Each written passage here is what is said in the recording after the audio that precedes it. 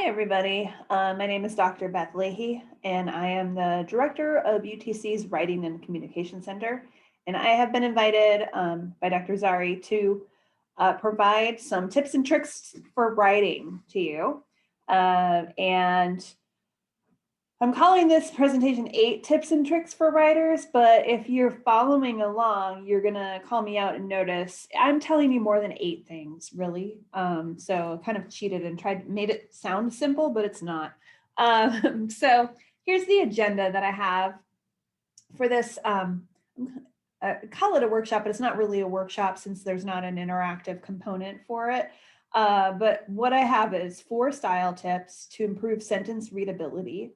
And I'll talk about those in detail in a minute when I'm in that section. And then I've got 3 tips for editing your work. And then the last tip is, of course, the Writing and Communication Center, because that is a resource that is available to you. And it's also near and dear to my heart because it's the thing that I'm responsible for. So I will tell you a little bit about that at the end of the workshop as well. So I'll try to keep this as brief as possible for you. So the first part is 4 tips to improve readability. And so it might seem pretty basic that I'm starting with sentence guidelines because guess what? You're all college students. You're all taking upper division classes in your major, and your major is communication. So you know how to write a sentence. You learned all about sentences when you were small. But that's something that academic writers are sometimes really bad at. The more knowledgeable you are on a topic or the more interested you are in it, sometimes the more convoluted your writing can get.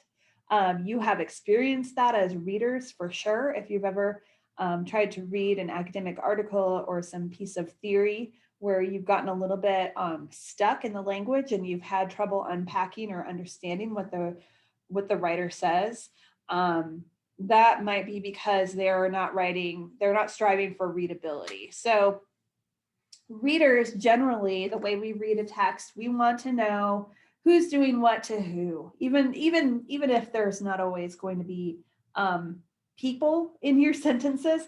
We want to know who the actor is and what the action is. So to improve readability, these 4 tips: putting people in the subjects and actions in the verbs, keeping those subjects and the verbs close together, avoiding passive voice when it makes sense to. And then I've got a tip for building cohesion by putting given information first and new information last. So I'll go through each of those 4 things. So characters as subjects. So we want readers expect people subjects. So even or like the character or the actor of your sentence, we want them to be the subject or the topic of your sentence. And that's not how we always write. So example, the analysis of voter turnout was accomplished by the new interns. Well, who are the actors in the sentence? It's not the analysis, it's the interns. And so if we look at this example, the new interns analyzed the voter turnout data. These are style tips and not rules. So there may be some reason why the first might be preferential if you want to really make the focus of the analysis. However, some of these writing tips I'm going to give to you bleed into each other. And so you'll also notice that this first example is an example of a sentence that uses passive voice, and the second example is active. So there are different reasons why we might want to focus on the action as the subject versus the actors as the subject. If you're putting the people in the subjects, then you're going to put like the actors in the subject, you're going to put the action in the verbs. Again, you think, yeah, verbs are always the action of the sentence, but not necessarily the case, because a lot of times we write with nominalizations. So that's where we express, where we take a verb thing and we noun it. But readers expect the action to be expressed in verbs. So that's a difference of they performed an analysis of the data versus they analyzed the data. So here's an example. The ABC database has been subject to different improvements and modifications in structure and content over the years. there was actually no actor in that sentence. And now I've revised it. So the action is now, instead of it being about improvements, we're saying they have improved. We could also say they have improved and modified the structure, or they've simply saying they've the research is improved. So the second example brings an actor into the sentence as well, and that actor was absent from the first example. So if we look at the first example, we don't know who improved the database. It just says the database has been the subject to improvements. So if you had this sentence at the beginning of a paragraph, I would expect the rest of the paragraph to be about the modifications and improvements, like maybe what impact those have had. But if you were writing a report, giving an update on all of the progress that the researchers have made, maybe because that you want to make sure that they're going to get rehired for next year or something like that, you definitely want to make sure that they're the actor in the sentence. So that can be really important in your writing. Of course, it's always going to depend on what point you're trying to get across, which I'm sure you've been thinking a lot about in this class already. Okay, so that's the first tip. Second tip is really easy. The further away a subject is from its verb, the harder it is for a reader to understand. So I want you to think about subject and verb proximity when you're looking at your sentences. So don't make extra work for your readers. So for example, farmers who understand the difference between the soil requirements of plants when they are seedlings and their requirements when they are mature are in high demand. That is a really long sentence, and I've lost sight from from farmers to the verb are. There's so much in between. And so just be on the lookout for things like that. It makes us do a lot more mental gymnastics to follow your line of reasoning and to follow your logic and your ideas. So don't make extra work for your readers. The third tip is avoiding the passive voice when possible, because again, this is a style suggestion and not a rule. But passive voice often leads to clarity issues. It often obscures, it also often obscures like who the actor is in the sentence. And as you've heard me say already, that is really important. So you want to use passive voice sparingly and purposefully. I will show you when exceptions are to be made. And then you want to also check your work for passive voice, especially if you know that people have told you that you have issues with passive voice. Grammar checkers don't always catch that because it's not grammatically incorrect to write in the passive voice. It just sometimes leads to some style issues and some clarity issues. It can be clunky to write in the passive voice. So let me backtrack and tell you what passive voice is anyway, because that's one of the that is one of the writing topics that people sometimes hear a lot about. But if I put someone on the spot and ask them to come up with a definition, it might be hard. So passive voice is where the subject is acted upon by the verb instead of this. So it's sort of like the verb. The verb is well, here's the example. The ball was thrown by the child. So in this example, the child threw the ball, but the way it's expressed is that the ball is sort of, the child is acted upon by the ball. It is being thrown. So the ball was thrown. Generally, we don't always see this like by the person kind of phrase in passive voice. Often the actor, the original actor, is obscured or missing from the sentence. So one rule of thumb, if you're not sure if you've written in the passive voice, is if you want to try to throw in the phrase by zombies. So that's kind of a fun tip that I did not come up with, but it's one that's always stuck with me ever since I've heard about it. If you can say that by zombies at the end of that sentence and have it work grammatically, then it means it's a passive phrase. So to change that, you could just simply say the child threw the ball, or if you are writing about zombies, the zombie threw the ball. Okay, so more examples of passive voice. So it is believed by the candidate that a ceiling must be placed on the budget by Congress. The active version would be the candidate believes that Congress must place a ceiling on the budget. It was earlier demonstrated that heart attacks can be caused by high stress. That's the passive. The active would be researchers earlier showed that high stress can cause heart attacks.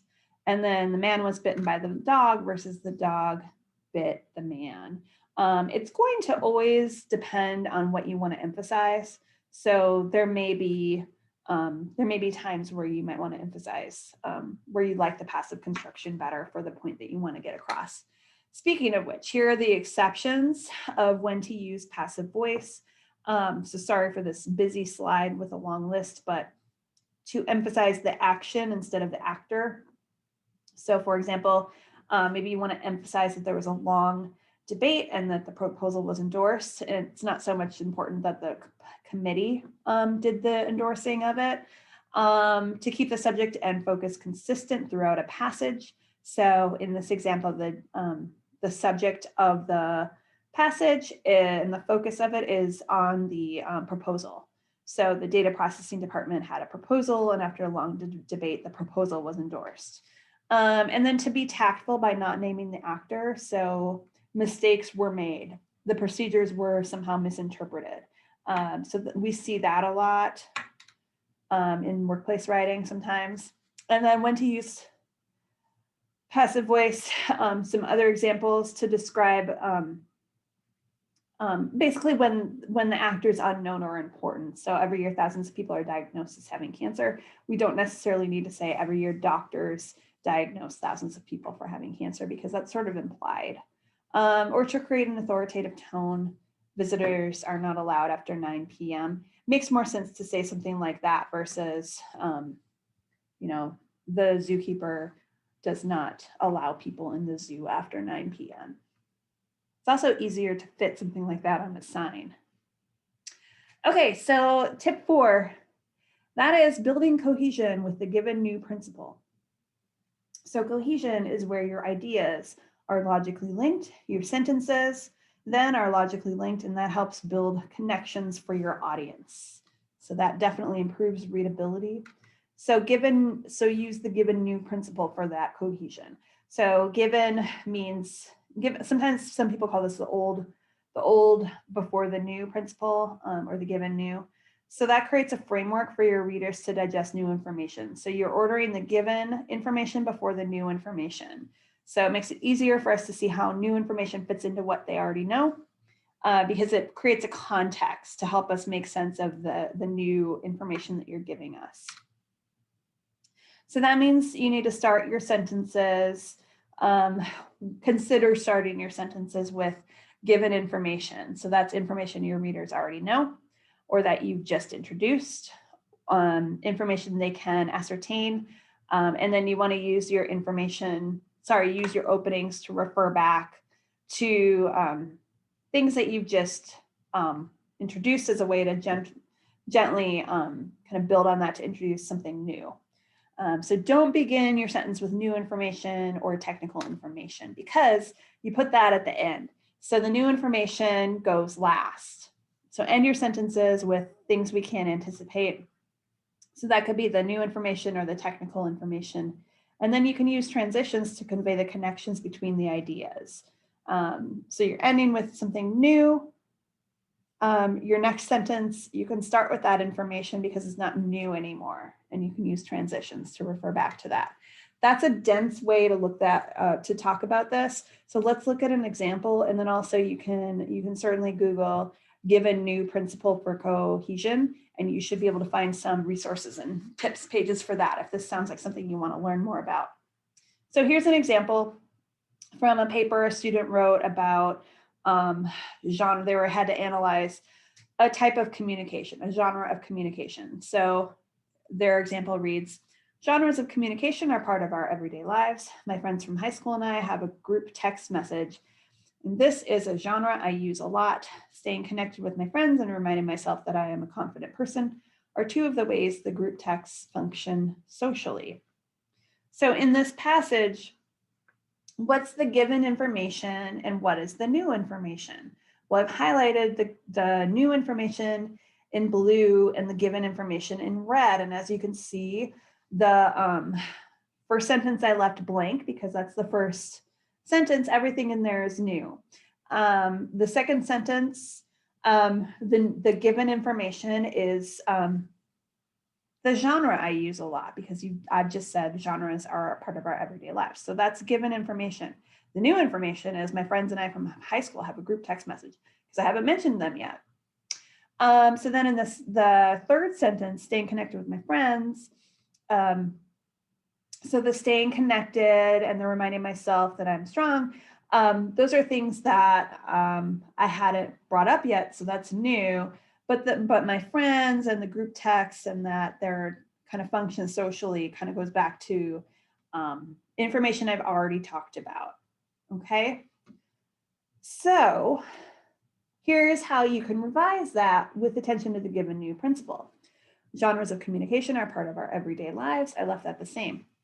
One genre I use a lot is the group text message with my high school friends.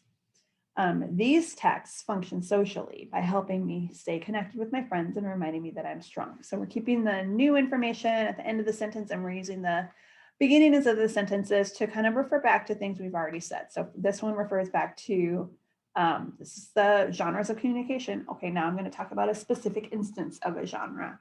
I'm mentioning group text messages as my new information here. Well, it's not new information anymore when I open this next sentence.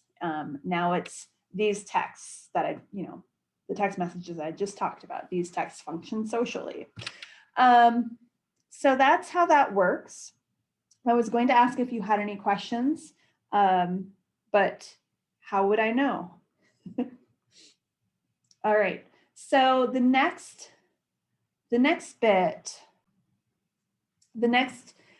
piece is just, I have 3 more tips, plus I'll tell you about the Writing Center. So common issues to watch for when you're at the editing phase.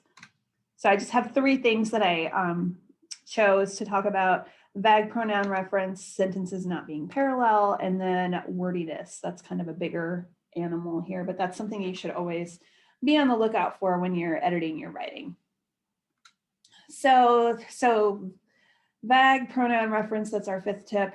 That is where when you're using a pronoun, make it clear which noun you're referring to, because that sometimes can lead to ambiguity or imprecise language. Now, I'm not talking about using like non-binary pronouns for people who have expressed their pronoun preferences. I'm actually not talking about that at all, because there's definitely ways that you can avoid ambiguity with those just by making it clear who you're referring to. So that's not what I mean. Just look for your pronouns in your writing and make sure they're close to the noun that they're modifying, or just that it's clear which noun they're modifying. And then read through your writing for clarity. And then watch your use of this, that, and which. Those are other things. So beyond just personal pronouns, you want to look at this, that, and which. Make sure that they function as determiners that precede something more specific, rather than standing in for an abstract concept that your readers might not be able to know what you're talking about. And I'll show you examples of these in a second. So ambiguity, avoiding ambiguity. The teacher gave the student his, her, or their notes. It doesn't matter which pronoun we're using for the teacher. We don't know what, it might not be the teacher. It could be the teacher or it could be the student. It is unclear in this example. So to revise that, you could be like, it could be super explicit about who is who. The teacher gave the student the teacher's notes. Or you can move some wording around in the sentence and have the teacher giving notes. And so the pronoun is it's pretty obvious in this one that there refers to teacher. And then imprecise language example. So ultimately, the Justice Department did not insist on a breakup of Microsoft. This set the tone for a more liberal merger policy. In this example, the word "this" is just sort of stands in for an abstract concept. I see this a lot in writing. My dissertation director used to scold me for using the word "this" a lot, or "that" a lot, where it was almost kind of lazy writing. I didn't really think more specific about what I precisely meant. And so I would encourage you, anytime you use a this or that, to think about what do you mean by that, what noun? So if we would revise this, we don't have to make any changes to the first sentence. But when we say this, set the tone, consider naming what you mean by this. So this action set the tone. Okay, so that just adds a little more precision to your language. The sixth tip, parallelism. So that's where, if you are listing multiple things, you want to make sure those things have the same or parallel grammatical structure. So if I say I like to eat broccoli and riding bikes, that is not parallel because you're using the infinitive form of eat. You're saying to eat broccoli, and then you're using the gerund, the ing form of the second verb, riding bikes. So I like eating broccoli and riding bikes. That is still a weird sentence, but maybe those are the only two things you like. So there's no other way to express this. So that is now parallel because you're using the ing. You could also say I like broccoli and bikes. You know, there's a number of paths you can take. Okay, so what about these sentences that I stole from Grammarly.com?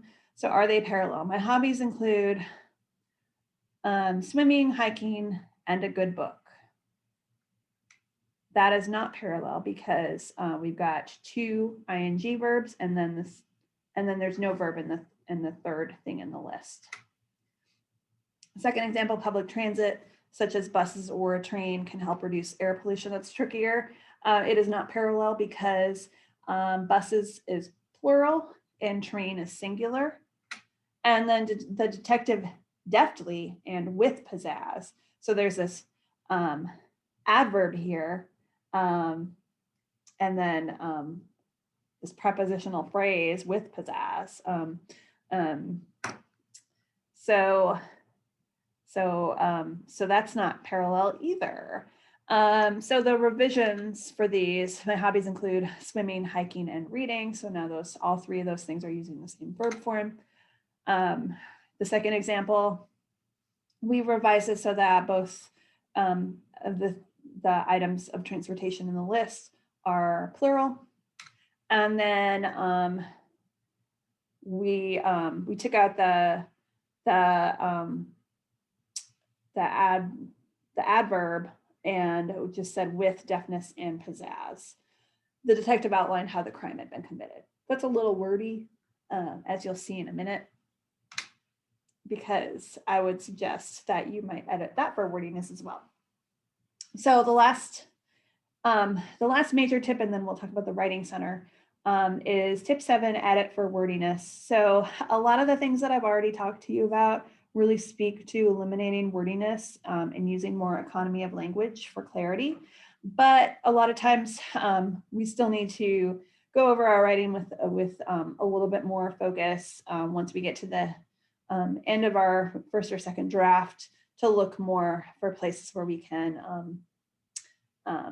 edit for wordiness. And so I've got 4 sort of guidelines you can use: omitting needless words, replacing a phrase with a word, so looking for places where you can just simplify your language, use adjectives and adverbs frugally, and then changing unnecessary negatives to affirmatives. This list could be longer, and honestly, you could take some of the tips I gave you previously and add them to this list as well. So omitting needless words, so that just means empty words that don't add anything to the sentence. So these are kind of filler words and they don't really do much to modify your writing. Look for doubled words, so familiar pairs of adjectives, or maybe unfamiliar things like with deftness and pizzazz. Maybe just choose one, like in that previous example. So any and all, first and foremost, hope and trust, full and complete, that kind of thing. And then getting rid of things that readers can already infer. So one of those ways is to look for places where it's just redundant what you're doing. So if you're saying I've completely finished, if you're finished, it's complete. Finished implies completeness. If you've not completely finished, then you didn't finish. So other things, like if you say something's large in size, you don't need to say in size, because when you're using a word like large, you're already talking about size. So think about things like that. And then also think about unnecessary explanation. So don't tell your readers what you are certain they already know. The next part about the next kind of thing you can watch for when you're looking for wordiness is looking for phrases where a simple word might do. So we're going to refer back to tip number 1, which was to watch for those nominalizations and express them as verbs instead. It's usually shorter to do that. So one thing you can watch for when you're going through passages of text is if you see these kind of windups, like this kind of writing, like the reason for, due to the fact that, owing to the fact that, on the grounds that. If you see a lot of prepositional phrases or a lot of that language, you may have some nominalizations in your sentences. And so that's just a tip. Look for things like that. So here's an example. As you carefully read what you have written to improve wording and catch errors of spelling and punctuation, the thing to do before anything else is to see whether you could use sequences of subjects and verbs instead of the same ideas expressed in nouns. That's a mouthful. And so here is an example of how I took that passage and I edited it down. So the top half of the slide says, I just sort of color coded it so that you can see I replaced that whole long sentence with this shorter thing. As you edit, first replace nominalizations with clauses. It's not always going to be that simple, but it's a good visual example of how you can do this. Okay, adjectives and adverbs, use them frugally. Just be, sometimes these are just filler words anyway. And so cut out the use of very and reduce excessive hedging. Don't use demeaning adverbs. So sometimes using things like that can express a tone that you maybe don't want to strike with your readers. And then finally, changing unnecessary negatives to affirmatives. It is a lot of times much shorter to say that something is something than to say something is not something. Ignore this rule if you need to emphasize the negative. So again, style suggestions. So those are my 7 writing tips. And my final tip is just to come and visit the Writing and Communication Center. So what are we? Who are we? What are we? We are a resource for you. We offer free help for any writer at any stage in the process and almost any assignment. It doesn't have to be an assignment for a class. If you are working on a personal writing project, if you're working on a resume, cover letter, that kind of thing, we can help you out. A lot of times people think that the Writing Center is only for people who really struggle with writing, and that's not the case either. I think anybody who writes needs a reader, and so we're always happy to be that reader. So our goals are to give you more confidence in your work and to provide you with actionable feedback. And so what we offer are consultations at any stage in the writing process. So depending on what stage you're at, our feedback we can give you feedback on organization or idea development, or we can give you feedback on some of these things I talked about today with issues of clarity, and then also grammar, citation styles. We can do all of that at once. We don't want to overwhelm you. We only have so much time to talk, and in some cases, it might not make sense to talk about commas if you're still trying to work out what your argument is. So and then also we offer, and I think this is really important, we offer support. Nobody should write alone. Nobody should do this alone. And so, especially in this environment, we want to make sure you know that we're there for you. We would love to read what you're writing. We'd love to talk with you about what you're working on. So we offer online consultations only this year. We've got two types. We have real-time consultations where we use a video conferencing platform that also has a chat feature in case video conferencing isn't accessible for you. We also have a whiteboard space. So it's kind of like a Zoom and a Google Docs hybrid where we can talk through your paper together in real time, or we can use the chat box to do that. So that's where you book a 60-minute consultation.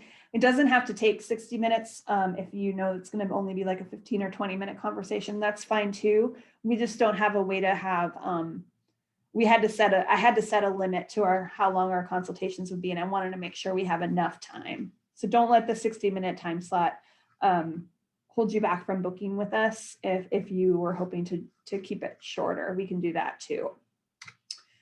We also offer written feedback. So if a real-time consultation doesn't work with you or your schedule, or you're just kind of tired of Zooms, you can submit a draft to us and some details about the assignment, and then within 2 days we'll get back to you with some detailed feedback. It's not proofreading, it's not editing, it is feedback. So so that's also an option for you. And then, well, we're located in the library, but most of our consultants are working remotely from home. And we're open about 50 hours a week. You can check out our website for more information. So you can email us at wcc@utc.edu, and follow us on Instagram. We just started our Instagram and we'd love more followers. So that was my 8 tips for you. It was really more than 8. If you counted, you can tell me how many you think it was. I didn't count, but please come and see us at the Writing Center. We'd love to work with you. And if you have any questions at all, you can reach out to us at wcc@utc.edu. Thanks and have a great day.